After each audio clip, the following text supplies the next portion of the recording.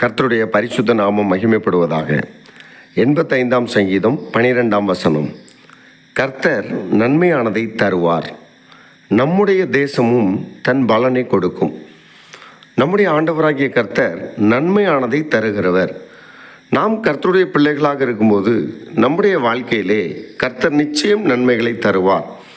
எப்படி தருவார் என்றால், இந்த வசனத்தை தொடர்ந்து வாசிக்கிறேன். கர்த்தர் நன்மையானதை தருவார், நம்முடைய தேசமும் தன் பலனை கொடுக்கும். நம்முடைய தேசத்திலே நல்ல பலன் உண்டாக வேண்டும். நம்முடைய தேசம் செழிக்க வேண்டும்.